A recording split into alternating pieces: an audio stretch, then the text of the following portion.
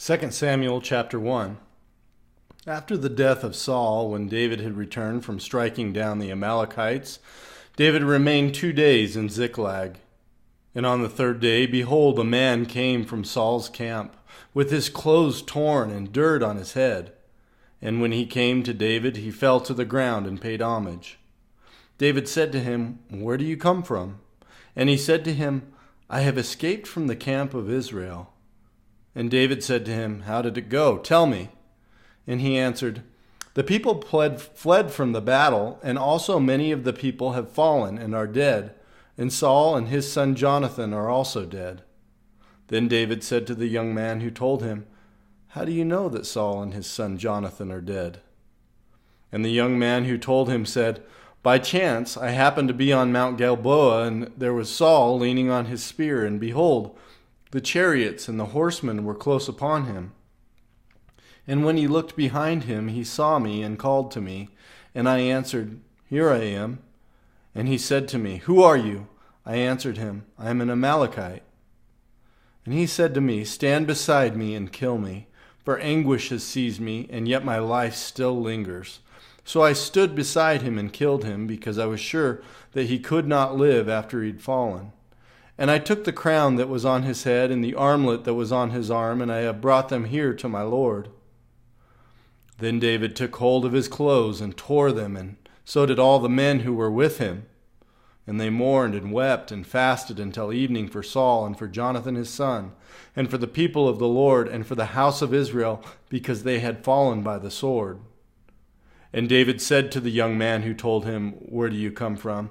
And he answered, "I am the son of a sojourner, an Amalekite." David said to him, "How is it you were not afraid to put out your hand to destroy the Lord's anointed?" Then David called one of the young men and said, "Go, execute him." And he struck him down so that he died. And David said to him, "Your blood be on your head, for your own mouth has testified against you, saying, 'I have killed the Lord's anointed.'" And David lamented with his lamentation over Saul and Jonathan his son, and he said it should be taught to the people of Judah. "Behold, it is written in the book of Jasher," he said, "Your glory, O Israel, is slain on your high places, how the mighty have fallen. Tell it not in Gath, publish it not in the streets of Ashkelon. Lest the daughters of the Philistines rejoice, lest the daughters of the uncircumcised exult. You mountains of Gilboa, let there be no dew or rain upon you, nor fields of offerings, for there the shield of the mighty was defiled, the shield of Saul, not anointed with oil. From the blood of the slain, from the fat of the mighty, the bow of Jonathan turned not back, and the sword of Saul returned not empty.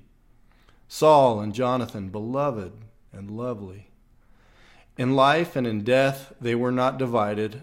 They were swifter than eagles. They were stronger than lions.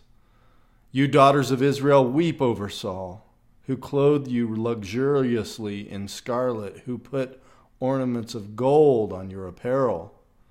How the mighty have fallen in the midst of the battle. Jonathan lies slain on your high places. I am distressed for you, my brother Jonathan. Very pleasant have you been to me. Your love to me was extraordinary, surpassing the love of women. How the mighty have fallen, and the weapons of war perished. 2 Samuel chapter 2. After this, David inquired of the Lord, "Shall I go up into any of the cities of Judah?" And the Lord said to him, "Go up." David said, "To which shall I go up?" And he said, "To Hebron." So David went up there, and his 2 wives also, Ahinoam of Jezreel, and Abigail, the widow of Nabal of Carmel. And David brought up his men who were with him, every one with his household, and they lived in the towns of Hebron. And the men of Judah came, and there they anointed David king over the house of Judah. When they told David, it was the men of Jabesh-Gilead who buried Saul. David sent messengers to the men of Jabesh-Gilead and said to them, "May you be blessed by the Lord, because you showed this loyalty to Saul your Lord and buried him. Now may the Lord show steadfast love and faithfulness to you, and I will do good to you, because you have done this thing." Now therefore let your hands be strong, and be valiant, for Saul your lord is dead, and the house of Judah has anointed me king over them. But Abner, the son of Ner, commander of Saul's army, took Ish-Bosheth, the son of Saul, and brought him over to Mahanaim, and made him king over Gilead, and the Asherites, and Jezreel, and Ephraim, and Benjamin, and all Israel. Ish-Bosheth, Saul's son, was 40 years old when he began to reign over Israel, and he reigned 2 years. But the house of Judah followed David. And the time that David was king in Hebron over the house of Judah was 7 years and 6 months. Abner, the son of Ner, and the servants of Ish-Bosheth, the son of Saul, went out from Mahanaim to Gibeon. And Joab, the son of Zeruiah, and the servants of David went out and met them at the pool of Gibeon. And they sat down, the one on the one side of the pool, and the other on the other side of the pool. And Abner said to Joab, "Let the young men arise and compete before us." And Joab said, "Let them arise." Then they arose and passed over by number 12 from Benjamin, and Ish-Bosheth the son of Saul, and 12 of the servants of David. And each caught his opponent by the head and thrust his sword into his opponent's side, so they fell down together. Therefore that place was called Helkath Hazurim, which is at Gibeon. And the battle was very fierce that day, and Abner and the men of Israel were beaten before the servants of David. And the 3 sons of Zeruiah were there, Joab, Abishai, and Asahel. Now Asahel was as swift of foot as a wild gazelle, and Asahel pursued Abner. And as he went, he turned neither to the right hand nor to the left from following Abner. Then Abner looked behind him and said, "Is it you, Asahel?"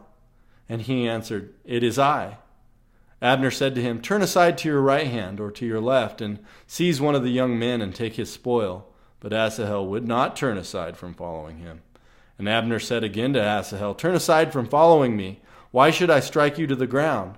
How then could I lift up my face to your brother Joab?" But he refused to turn aside. Therefore Abner struck him in the stomach with the butt of his spear, so that the spear came out at his back. And he fell there and died where he was. And all who came to the place where Asahel had fallen and died stood still. But Joab and Abishai pursued Abner, and as the sun was going down, they came to the hill of Ammah, which lies before Giah, the way of the wilderness of Gibeon.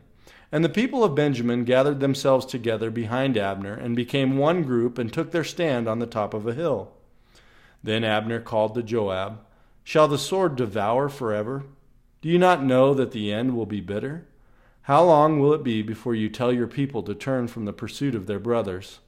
And Joab said, "As God lives, if you had not spoken, surely the men would not have given up the pursuit of their brothers until the morning." So Joab blew the trumpet, and all the men stopped and pursued Israel no more, nor did they fight any more. And Abner and his men went all that night through the Arabah. They crossed the Jordan, and marching the whole morning, they came to Mahanaim. Joab returned from the pursuit of Abner, and when he had gathered all the people together, there were missing from David's servants 19 men besides Asahel. But the servants of David had struck down of Benjamin 360 of Abner's men. And they took up Asahel and buried him in the tomb of his father, which was at Bethlehem. And Joab and his men marched all night, and the day broke upon them at Hebron. 2 Samuel chapter 3. There was a long war between the house of Saul and the house of David. And David grew stronger and stronger, while the house of Saul became weaker and weaker. And sons were born to David at Hebron. His firstborn was Amnon of Ahinoam of Jezreel, and his second Chileab of Abigail, the widow of Nabal of Carmel, and the third Absalom, the son of Maacah, the daughter of Talmai, king of Geshur, and the fourth Adonijah, the son of Haggith, and the fifth Shephatiah, the son of Abitab. And the sixth Ithream of Eglah, David's wife. These were born to David in Hebron. While there was a war between the house of Saul and the house of David, Abner was making himself strong in the house of Saul. Now Saul had a concubine whose name was Rizpah, the daughter of Aiah. And Ish-Bosheth said to Abner, "Why have you gone into my father's concubine?" Then Abner was very angry over the words of Ish-Bosheth and said, "Am I a dog's head of Judah? To this day I keep showing steadfast love to the house of Saul your father, to his brothers and to his friends, and have not given you into the hand of David. And yet you charge me today with the fault of concerning a woman? God do so to Abner and more also, if I do not accomplish for David what the Lord has sworn to him, to transfer the kingdom from the house of Saul and set up the throne of David over Israel and over Judah, from Dan to Beersheba." And Ish-Bosheth could not answer Abner another word, because he feared him. And Abner sent messengers to David on his behalf, saying, "To whom does the land belong? Make your covenant with me, and behold, my hand shall be with you to bring over all Israel to you." And he said, "Good, I will make a covenant with you. But one thing I require of you, that is, you shall not see my face, unless you first bring Michal, Saul's daughter, when you come to see my face." Then David sent messengers to Ish-Bosheth, Saul's son, saying, "Give me my wife Michal, for whom I paid the bridal price of 100 foreskins of the Philistines." And Ish-Bosheth sent and took her from her husband Paltiel, the son of Laish. But her husband went with her, weeping after her all the way to Bahurim.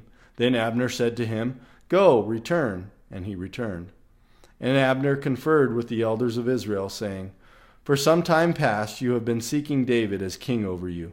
Now then, bring it about. For the Lord has promised David, saying, 'By the hand of my servant David I will save my people Israel from the hand of the Philistines, and from the hand of all their enemies.'" Abner also spoke to Benjamin, and then Abner went to tell David at Hebron all that Israel and the whole house of Benjamin thought good to do.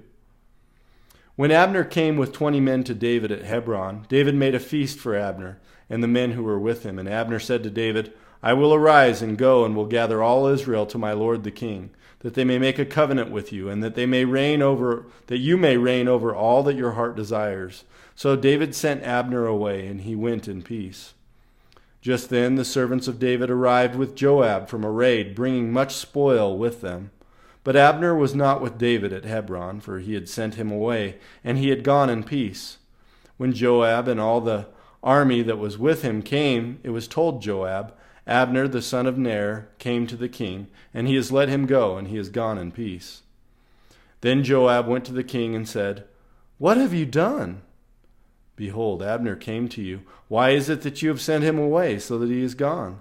You know that Abner the son of Ner came to deceive you, and to know your going out and your coming in, and to know all that you are doing." When Joab came out from David's presence, he sent messengers after Abner, and they brought him back from the cistern of Sirah. But David did not know about it, and when Abner returned to Hebron, Joab took him aside into the midst of the gate to speak with him privately, and there he struck him in the stomach, so that he died, for the blood of Asahel his brother. Afterward, when David heard of it, he said, "I and my kingdom are forever guiltless before the Lord for the blood of Abner the son of Ner. May it fall upon the head of Joab and upon all his father's house, and may the house of Joab never be without one who has a discharge, or who is leprous, or who holds a spindle, or who falls by the sword, or who lacks bread." So Joab and Abishai his brother killed Abner, because he had put their brother Asahel to death in the battle of Gibeon. Then David said to Joab and to all the people who were with him, "Tear your clothes and put on sackcloth and mourn before Abner." And King David followed the bier. They buried Abner at Hebron, and the king lifted up his voice and wept at the grave of Abner, and all the people wept.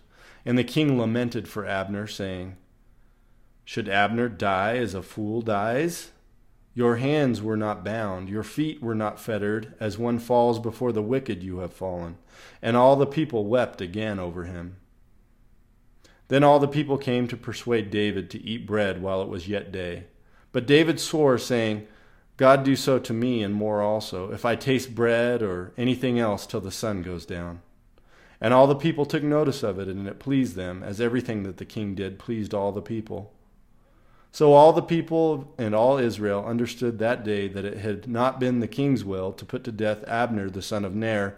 And the king said to his servants, "Do you not know that a prince and a great man has fallen this day in Israel? And I was gentle today, though anointed king. These men, the sons of Zeruiah, are more severe than I. The Lord repay the evildoer according to his wickedness. Psalm 87, a psalm of the sons of Korah, a song.